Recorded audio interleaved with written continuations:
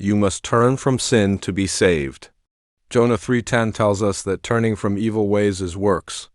Romans 11:6 states that if it is by works, then it is no longer by grace.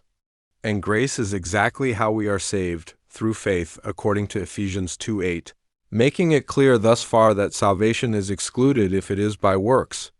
Romans 4:4-5 tells us that to him that works for salvation, which includes turning from sin according to Jonah 3:10, is the reward not of grace, which is consistent with Romans 11:6, but it is of debt and is specifically to him that works not, to him that does not try to turn from sin to be saved, but rather believes on Jesus, his faith is counted for righteousness.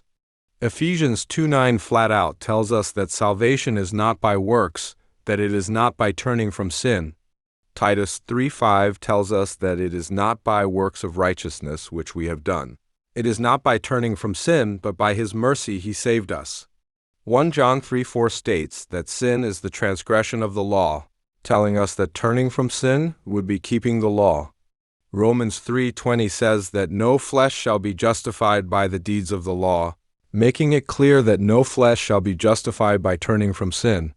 Galatians 5:4 states that whoever is justified by the law has fallen from grace, that Christ has become of no effect to you, making the same point as both Romans 11:6 and Romans 4:4, that it is not of grace, which in conclusion is not of salvation.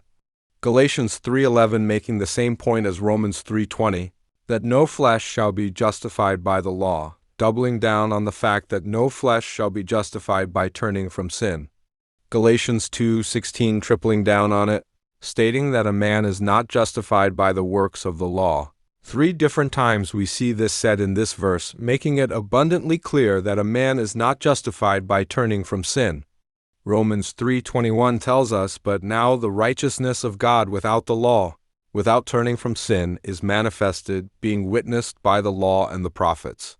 Even the righteousness of God, which is by faith of Jesus Christ unto all and upon all them that believe, for there is no difference. For all have sinned, and come short of the glory of God." Being justified freely by his grace through the redemption that is in Christ Jesus,